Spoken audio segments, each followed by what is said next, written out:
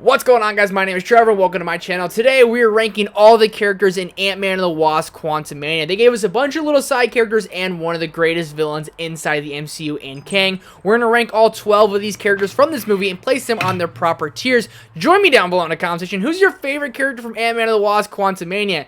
And why is it Kang? Let's talk about all that down below in the comment section. Hit that like button, subscribe button, notification bell so you don't miss out on any future videos. Let's get into these tiers. Starting over with our tiers, we have best, great, good, okay, meh, and bad. I think there's going to be a couple of characters in each one of these categories, except for bad. I don't think bad's really going to have one character. So these characters are in no particular order. First up, we have Hank Pym. Hank's going to go in the great tier. I just really like this character, and while he didn't have all that much to do in this movie, he does come in clutch at the very end. They have a little foreshadowing with him in the towards the beginning of the movie. At the very end, all those ants come to save the day. Is pretty freaking awesome. I just like Michael Douglas as his character, so that alone puts him in the great tier. One of my favorite side characters inside the MCU is Hank Pym.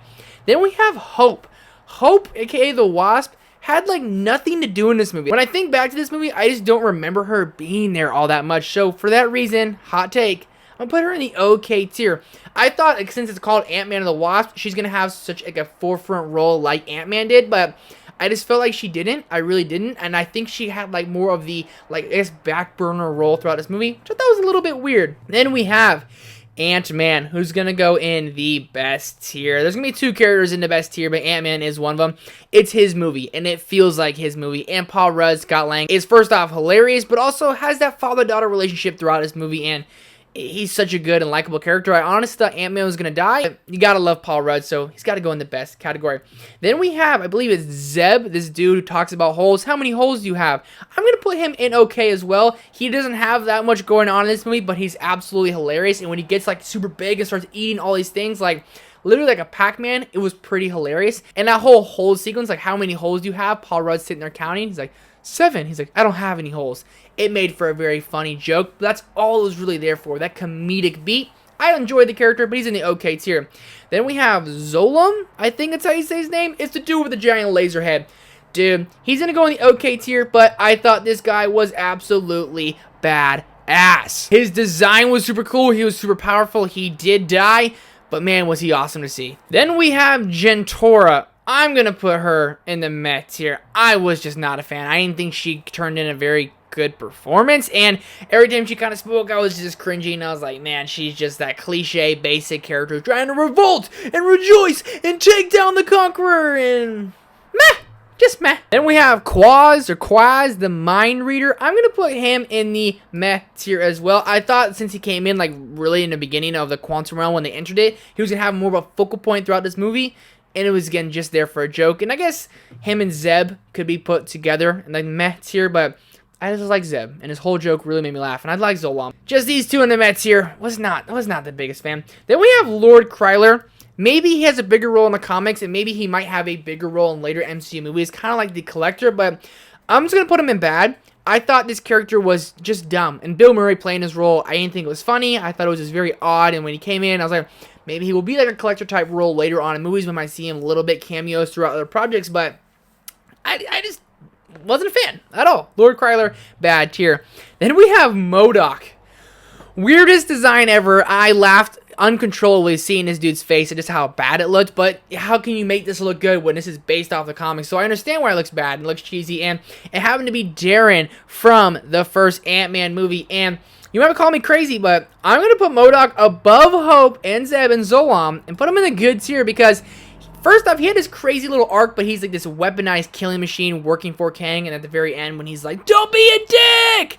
That was hilarious. The whole don't be a dick line really put a smile on my face, so that alone puts him in the good tier. Hot takes. Hit the dislike button. Who even cares?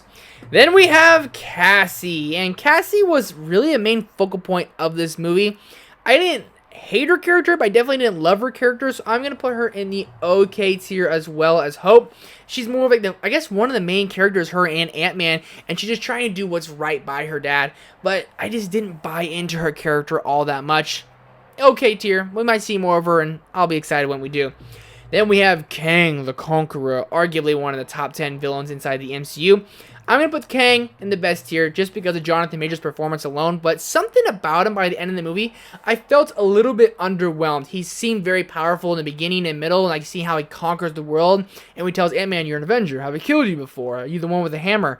I thought, like, man, if Kang killed Thor in another universe, I need a what if episode about that. He's going to destroy Ant-Man, and he was piecing up Ant-Man. Don't get that messed up. But seeing Kang get, like, taken down by ants and Ant-Man being able to put up a fight with him, of all the Avengers, I like Ant-Man. He's far from being the most powerful, and he was putting a whooping on Kang. Seems a little bit underwhelming just from the power factor of Kang. I thought Kang wasn't going to get touched, and I feel like he shouldn't have since he's going to be the main villain in Avengers Secret Wars in the Kang Dynasty, so...